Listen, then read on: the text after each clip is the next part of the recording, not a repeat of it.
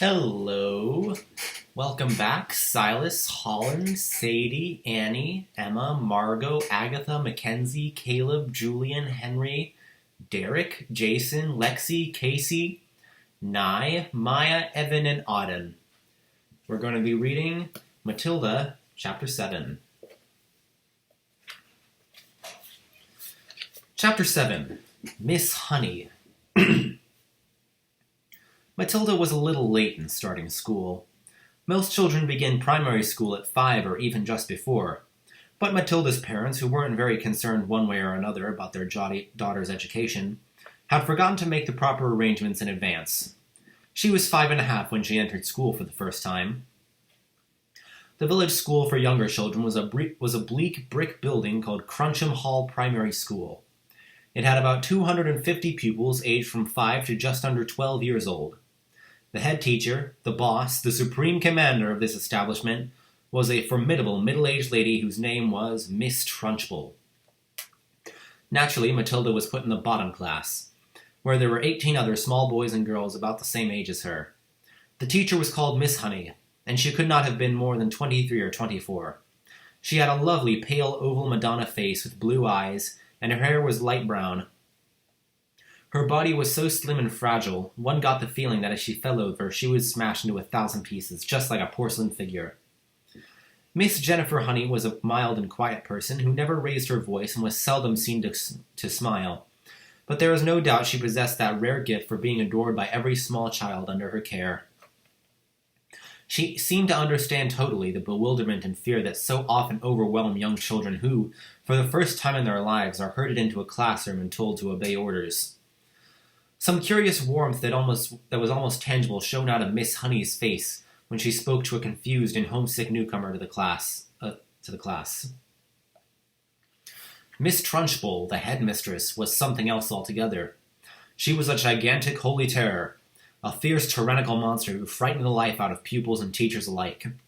There was an aura of menace about her, even at a distance, and when she came up close, you could almost feel the dangerous heat radiating from her, as from a red-hot rod of metal. When she marched, Miss Trunchbull never walked. She always marched like a stormtrooper with long strides and arms swinging. When she marched along a corridor, you could actually hear her snorting as she went, as if a group of children happened to be in her path. She plowed right on through them like a tank, with small people bouncing off her left and right. Thank goodness we don't meet many people like her in this world. Although they do exist, and all of us are likely to come across at least one of them in a lifetime. If you ever do, you should behave as you would if you met an enraged rhinoceros out in the bush. Climb up the nearest tree and stay there until it has gone away. This woman, in all her eccentricities and in her appearance, is almost impossible to describe, but I shall make some attempt to do so later on. Let us leave her for the moment and go back to Matilda and her first day in Miss Honey's class. After the usual business of going through all the names of the children, Miss Honey handed out a brand new exercise book to each pupil. "You've all brought your own pencils, I hope," she said. "Yes, Miss Honey," they chanted. "Good. Now, this is the very first day of school for each one of you. It is the beginning of at least 11 long years of schooling that each one of you is going to have to go through, and 6 of those years will be spent right here at Cruncham Hall, where, as you know, your headmistress is Miss Trunchbull. Let me, for your own good, tell you something about Miss Trunchbull. She insists upon strict discipline throughout the school, and if you take my advice, you will do your very best to behave yourself in her presence. Never argue with her, never answer her back, always do as she says. If you get on the wrong side of Miss Trunchbull, she can liquidize you like a carrot in a kitchen blender. It's nothing to laugh about, Lavender. Take that grin off your face. All of you will be wise to remember that Miss Trunchbull deals very, very severely with anyone who gets out of line in this school. Have you got that message?" "Yes, Miss Honey," chirruped 19 eager little voices. "I myself," Miss Honey went on, "want to help you learn as much as possible while you are in this class. That is because I know it will make things easier for you later on. For example, by the end of this week I shall expect each one of you to know your 2 times tables by heart. And in a year's time I hope you will know all of the multiplication tables up to 12. It will help you enormously if you do so. Now then, do any of you happen to have learned the 2 times tables already?"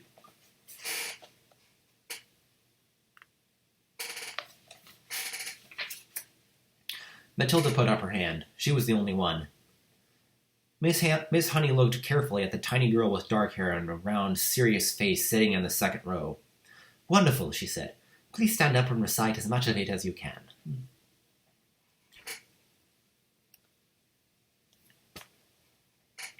Matilda stood up and began to say the 2 times tables. When she got up to twice 12 is 24, she didn't stop. She went right on to twice 13 is 26, twice 14 is 28, twice 15 is 30, twice 16 is... "Oh, stop," Miss Honey said. She had been listening slightly spellbound to this smooth recital, and soon she said, "How far can you go?" "How far?" Matilda said. "Well, I don't really know, Miss Honey. For quite a long way, I think." Miss Honey took in a few moments to let this curious statement in. "You mean," she said, "that you could tell me what 2 times 28 is?" "Yes, Miss Honey." "Well, what is it?" 56, Miss Honey." What about something much harder, like 2 times 487? Could you tell me that?" "I think so, yes," Matilda said. "Are you sure?" "Why, yes, Miss Honey, I'm fairly sure." "What is it, then? 2 times 487? 974, Matilda said immediately. She spoke quietly and politely and without any sign of showing off. Miss Honey gazed at Matilda with absolute amazement, but when next she spoke, she kept her voice level. "That is really splendid," she said. "But of course multiplying 2 is a lot easier than some of the bigger numbers. What about those other multiplication tables? Do you know any of those?" "I think so, Miss Honey. I think I do." "Which ones, Matilda? How far have you got?" I don't quite know," Matilda said. "I don't know what you mean." What I mean is, do you, for instance, know the 3 times table?" "Yes, Miss Honey." "And the 4 times?" "Yes, Miss Honey." "Well, how many do you know, Matilda? Do you know all the way up to the 12 times table?" "Yes, Miss Honey." "What are 12 sevens?" 84, Matilda said. Miss Honey paused and leaned back in her chair behind the plain table that stood in the middle of the floor in front of the class. She was considerably shaken by this exchange, but took care not to show it. She had indeed never come across a 5-year-old before, or indeed a 10-year-old who could multiply with such faculty. "I hope the rest of you are listening to this," she said to the class. "Matilda is a very lucky girl. She has wonderful parents who have already taught her to multiply lots of numbers. Was it your mother, Matilda, who taught you?" "No, Miss Honey, it wasn't." "You must have a great father, then. He must be a brilliant teacher." "No, Miss Honey," Matilda said quietly. "My father did not teach me." "You mean you taught yourself?" "I don't quite know," Matilda said truthfully. "It's just that I don't find it very difficult to multiply one number by another." Miss Honey took a deep breath and let it out slowly. She looked again at the small girl with bright eyes standing beside her desk, so sensible and solemn. "You say you don't find it difficult to multiply one number by another," Miss Honey said. "Could you try to explain that a little bit?" "Oh dear, I'm not really sure." Miss Honey waited. The class was silent, all listening. For instance, Miss Honey said, "if I asked you to multiply 14 by 19... No, that's too difficult." "It's 266, Matilda said softly. Miss Honey stared at her. Then she picked up a pencil and quickly worked out the sum on a piece of paper. "What did you say it was?" she said, looking up. 266, Matilda said. Miss Honey put down her pencil and removed her spectacles and began to polish the lenses with a piece of tissue. The class remained quiet, watching her and waiting for what was coming next. Matilda was still standing up beside her desk.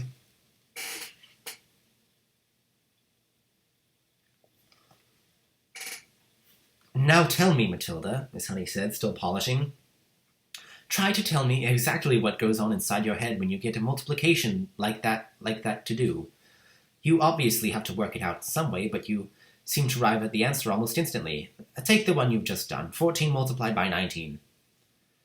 I simply put 14 down in my head and multiplied it by 19, Matilda said. "I'm afraid I don't know how else to explain it. I've always said to myself that if a little pocket calculator can do it, then why shouldn't I?" "Why not, indeed?" Miss Honey said. "The human brain is an amazing thing." "I think it's a lot better than a lump of metal," Matilda said. "That's all a calculator is." "How right you are," Miss Honey said. "Pocket calculators are not allowed in this school anyway, Miss Honey was feeling quite quivery. There was no doubt in her mind that she had met a truly extraordinary mathematical brain, and words like child genius and prodigy were flitting through her head. She knew that these sorts of wonders do pop up in the world from time to time, and only once or twice in 100 years. After all, Mozart was only 5 when he started composing for the piano, and look what happened to him. "It's not fair," Lavender said. "How can she do it when we can't?" "Don't worry, Lavender, you'll soon catch up," Miss Honey said, lying through her teeth.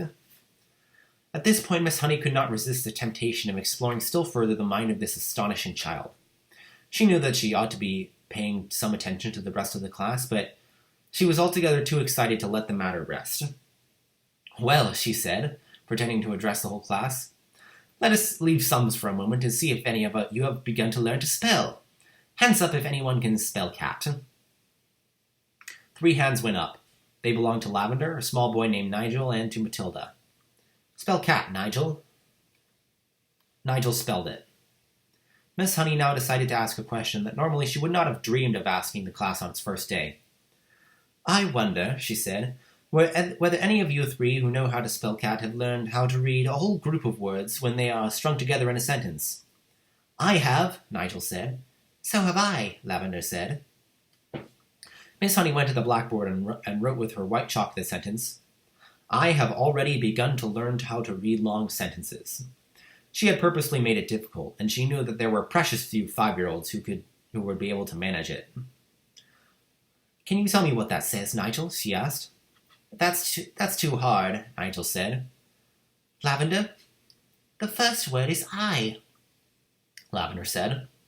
"Can any of you read the whole sentence?" Miss Honey asked, waiting for the yes that she felt certain was going to come from Matilda. "Yes," Matilda said. "Go ahead," Miss Honey said. Matilda read the sentence without any hesitation at all. "That really is very good indeed," Miss Honey said, making the understatement of her life. "How much can you read, Matilda?" "I think I can read most things, Miss Honey," Matilda said, "although I'm afraid I can't always understand the meanings." Miss Honey got to her feet and walked smartly out of the room, but was back in 30 seconds carrying a thick book. She opened it at random and placed it on Matilda's desk. "This is a book of humorous poetry," she said. "See if you can read that one aloud." Smoothly, without a pause and at a nice speed, Matilda began to read. "An epicure dining at Crewe found a rather large mouse in his stew. Cried the waiter, 'Don't shout and wave it about, or the rest will be wanting one too.'" Several children saw the funny side of the rhyme and laughed. Miss Honey said, "Do you know what an epicure is, Matilda?" "It is someone who is dainty with his eating," Matilda said. "That is correct," Miss Honey said. "And do you happen to know what particular type of poetry is called?" "It's called a limerick," Matilda said. "That's a lovely one. It's so funny." "It's a famous one," Miss Honey said, picking up the book and returning it to her table in front of the class. "A witty limerick is very hard to write," she added. "They look easy, but they most certainly are not." "I know," Matilda said. "I tried a few times, but mine are never any good." "You have you?" Miss Honey said, more startled than ever. "Well, Matilda, I would very much like to hear one of these limericks you've written. Could you try to remember one for us?" "Well," Matilda said, hesitating, "I've actually been trying to make one up about you, Miss Honey, while you've been sitting here." "About me?" Miss Honey cried. "Well, we've certainly got to hear that one, haven't we?" "I don't think I want to say it, Miss Honey." "Oh, please tell it," Miss Honey said. "I promise I won't mind." "I think you will, Miss Honey, because I have to use your first name to make things rhyme, and that's why I don't want to say it." How do you know my first name?" Miss Honey asked. "I had another teacher calling you by it just before we came in," Matilda said. "She called you Jenny." "I insist upon hearing this limerick," Miss Honey said, smiling one of her rare smiles. "Stand up and recite it." Reluctantly, Matilda stood up and very slowly, very nervously, she recited her limerick. "The thing we all ask about Jenny is, surely there cannot be many young girls in this place with so lovely a face. The answer to that is, not any." The whole of Miss Honey's pale and pleasant face blushed a brilliant scarlet. Then once again she smiled. It was a much broader one this time, a smile of pure pleasure. "Why, thank you, Matilda," she said, still smiling. "Although it is not true, it really is a good limerick. Oh dear, I must try to remember that one." From the third row of desks, Lavender said, "It's good, I like it." It's true as well, a small boy called Rupert said. Of course it's true, Nigel said. Already the whole class had begun to warm to Miss Honey, although as yet she had hardly taken any notice of any of them except for Matilda. Who taught you to read, Matilda? Miss Honey asked. I just sort of taught myself, Miss Honey. And have you read any books all by yourself? Any children's books, I mean? I've read all the ones that are in the public library in the High Street, Miss Honey. And did you like them? I liked some of them very much indeed, Matilda said, but I thought others were fairly dull. Tell me which ones you liked.